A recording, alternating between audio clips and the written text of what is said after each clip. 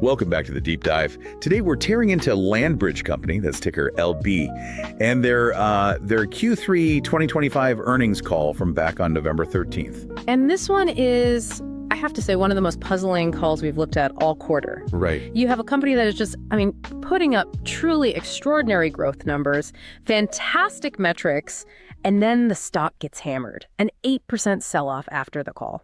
It's a total disconnect. A perfect example of a great operational story just colliding head-on with market skepticism. Exactly. So our mission here is to really unpack that dichotomy. Yeah, what happened? LandBridge absolutely crushed it on revenue, on margins, but the street was clearly spooked by something. So we're going to look past the headlines and figure out what risks the market is overweighing right now. Okay, so let's start with those headline numbers, because that's really where the paradox begins. Lay it on us. Total Q3 revenue was $50.8 million. Now, that's up a massive 78% year over year. 78%. Wow. And 7% sequentially. So, steady growth. It was even a modest beat against what the analysts were expecting. You see numbers like 78% revenue growth, and you think, early stage tech, right? Yeah. Not a company whose main asset is, land. Right. But here's where the story gets even better, and this is the key. The profitability. Adjusted EBITDA came in at $44.9 million. Okay, and what does that mean in terms of margins? It means they have an adjusted EBITDA margin of about 88%. 88. That number is really the defining metric of the whole quarter. So just to put that in perspective for you, what that means is every single dollar of revenue LandBridge brings in, 88 cents of it drops straight down into operating profit. It's a sector-leading, hyper-efficient, asset-light model. Most companies in the space can only dream of margins like that. And the cash generation backs that up, right? Yeah, it really does. Operating cash flow margin was around 69%, and free cash flow margin was 66%. They are just a machine when it comes to turning revenue into actual, deployable cash. So, okay, with all of that strength, 78% growth, 88% margins, why the huge negative reaction? It all boils down to one simple near-term number, GAAP diluted EPS. The earnings per share. Exactly. They reported 26 cents per share, and the consensus on the street was for 29 cents. So it was a miss of about 10%. A 3-cent miss. A 3-cent miss. So investors just ignored everything else, the massive growth, the incredible margins, and they punished the stock for a 3-cent miss on earnings. It tells you expectations were already sky high, and it shows the market is completely glued to valuation and near-term costs, not the bigger long-term infrastructure story they're trying to tell. That feels like a really emotional knee-jerk reaction. It does. So let's dive into why that core financial model is so strong, because that's really what the market should have been focused on. All right, let's unpack that core model. Management keeps talking about how they've decoupled from volatile commodity prices. The Q3 numbers seem to prove that's done. No, it's absolutely complete. Year to date, just 1%. Only 1% of their revenue comes from traditional oil and gas royalties. 1%. So what's the rest? The vast majority, 67%, is from surface use royalties. Another 25% is from things like resource sales and easements. They are not an E&P play anymore, period. They're an infrastructure landlord. A very high margin, very predictable infrastructure landlord, and they're building a track record. This was the 6th consecutive public quarter where they grew both revenue and EBITDA. It's becoming a reliable engine. And that engine, that cash generation, is funding their capital allocation. They kept the quarterly dividend at 10 cents a share, and their liquidity is strong, over $108 million. So the strategy is simple. Buy more land, manage the balance sheet, and return capital. Exactly. But it's that first part acquisitions that's testing the balance sheet right now. Which is a perfect segue to the biggest news of the quarter, the 1918 ranch acquisition. A huge deal. This added about 37,500 acres to their platform. It's a massive expansion of their footprint, especially their most valuable asset, which is that pore space in the Delaware Basin. Okay, what was the price tag on that? Around $250 million. Most of it was cash, about $208 million, with the rest around $42 million in equity. And what's the return on that investment looking like? Management said they expected to add about $20 million to their 2026 adjusted EBITDA. But the key here is the underwriting, right? How so? They bought it at about 12 times EBITDA. Their whole playbook is to take an asset like that, actively commercialize it, and drive that multiple down to 3 or 4 times over a few years. They've done it successfully before. Okay, but this is where the market's skepticism really kicks in, right? The balance sheet. Which is the hook the sellers were looking for, yeah. This big acquisition means their net leverage is going to approach, what, 3.1 times? It is, and that's above their stated target range of 2 to 2.5 times. And that's a red flag for some investors. It is. Management was clear. They see this as a very short-term thing that their strong free cash flow will fix quickly. But in a nervous market, a temporary leverage spike is just seen as risk, especially when total debt is already sitting around $369 million. So they have to prove they can deliver fast, starting now. They really do. But beyond just buying land, they also gave a masterclass in how they monetize it with 2 other moves they announced. Right, their playbook. Yeah. Assemble, de-risk, and then monetize. Perfect summary. First, they sold a 3,000-acre solar project in Reeves County. They sold it to a big energy infrastructure developer. So they get cash up front. Exactly. Upfront cash plus more payments later based on milestones.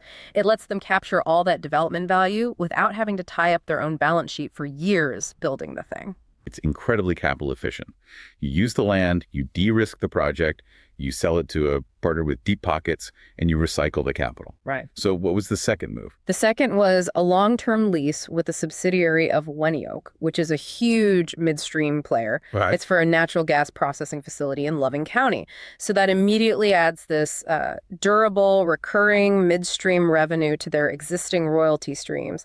It just further cements that shift away from volatile cash flows. So this whole infrastructure landlord story sounds great, but it all comes down to their competitive advantage in the Delaware Basin. Management's argument is that their moat is literally underground. It is. They have this phrase they use. Pore space is not a commodity. And what does that mean, practically? Well, because they control 300,000 contiguous acres, they can use a dispersed injection strategy for all the produced water that comes from drilling in the area. And why is that dispersion so important? Because it's what the Texas Railroad Commission wants to see. It crucially avoids the overpressurization problems that their competitors have. Competitors who have smaller, scattered pieces of land. Exactly. They have to cluster their injection wells, which creates problems. LandBridge is basically regulatory compliant by design. It's a structural advantage you can't just go out and buy. That sounds less like a tailwind and more like a moat. A real structural moat protecting a very scarce asset. Did they give any data to back up that scarcity claim? They did. And this, for me, was the most powerful data point in the entire earnings call. Okay. Management showed their projections that by 2035, the Delaware Basin is going to have a 9 million barrel per day shortfall in produced water disposal capacity. 9 million barrels a day. Per day. So LandBridge is sitting on this massive, underutilized, well-managed, contiguous pore space that is quickly becoming one of the most valuable and, frankly, necessary resources in the entire basin. That is a monster of a scarcity argument. But it's not just about water, is it? They're also positioning for the future of infrastructure in West Texas, the whole power and digital corridor idea. Yes, exactly. They talked about their strategic agreement with NRG, which is focused on providing power for potential data centers. The hyperscalers? The hyperscalers. Management said the conversation with these massive tech companies is now packaged and sophisticated. You can't just offer them a piece of land anymore. You have to offer them a full solution. A unified land, power, and water solution. And LandBridge is basically the only one who can offer that whole package as a de-risked option. So they're selling the whole ecosystem, not just a patch of dirt. But that all sounds very 2027, 2028. What about the near-term outlook? They strongly reaffirmed their full-year 2025 adjusted EBITDA guidance between $165 and $175 million. So the core business is chugging along just fine. Exactly as expected. And for 2026, the growth drivers will be that new 1918 acquisition coming online and more volumes from their water partner, WaterBridge. Which brings us right back to where we started, this central contradiction. You have undeniable performance, great margins, confirmed guidance, a structural moat. And the stock still drops 8%. What really sealed it for the market? It was really 3 things the market grabbed onto. First, valuation. How much of this long-term data center story is already priced into the stock. Okay, that's fair. Second, execution risk. These big power and data center projects take a long time. Management said themselves it's a 3 to 4 year timeline for a material EBITDA contribution. The market hates waiting that long. It heavily discounts cash flows that are far in the future. It does. And finally, that temporary leverage spiked to 3.1 times. It was just the easy, immediate excuse sellers needed to hit the button and get out. So management is selling this grand vision of a long-duration, high-margin, commodity-proof infrastructure franchise. And the market is treating it like just another volatile energy stock that missed its quarterly number. That disconnect is where the opportunity is. Yeah, absolutely. The market is so focused on the cost of building the moat that it's completely ignoring the value of the scarcity that moat creates. All right, before we get to our trade idea, we have to say it. We are analysts, not licensed financial advisors. This is not financial advice. It is purely for entertainment and discussion. This is not financial advice. Okay. So given this, what I think is an extreme panic sell-off, an 8% drop for a 3-cent mess is just punishing. We think the market is profoundly mispricing the optionality here. Specifically, that 9 million barrel a day pore space moat and the AI and data center corridor, that stuff is being totally overlooked because of that 3 to 4 year timeline. So how do you play that? How do you monetize that mismatch in timing? We're pitching a leveraged but defined risk bet on that infrastructure story accelerating. I'm thinking a long-dated, out-of-the-money call spread. So a long-term options play designed to capture a sudden, massive jump in the valuation. Exactly. You're looking for a low-cost, leveraged way to profit if that data center story gets validated much sooner than anyone expects. And what's the catalyst for that? The catalyst is LandBridge announcing a definitive materials second data center deal. Or maybe a huge right-of-way agreement like the NRG one, but bigger. Something that happens within the next, say, 18 months. And that would force the market to wake up. It would force the market to suddenly re-rate the stock to price in that infrastructure scarcity value. It's a bet that the demand for digital infrastructure in West Texas is going to accelerate way faster than the street thinks, and it will completely overwhelm the memory of one minor EPS miss. You're capturing the hidden value that the market just threw away.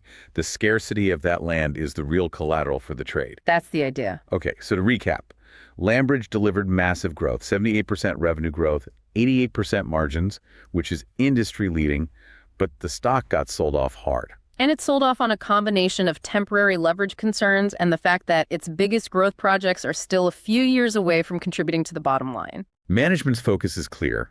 They're building a durable, scarcity-driven land platform with all this water and power optionality. They don't seem worried about the near-term noise. Not at all. So the key question we want to leave you with to explore is this. Does the market's intense focus on these near-term earnings misses adequately discount the proven, structural, and frankly, irreplaceable scarcity value of what LandBridge owns? That high-quality regulated pore space and digital corridor access in the Delaware Basin is the real long-term driver, and this quarter it was entirely ignored. We'll see what the market thinks next quarter. We will. We'll see you next time on The Deep Dive.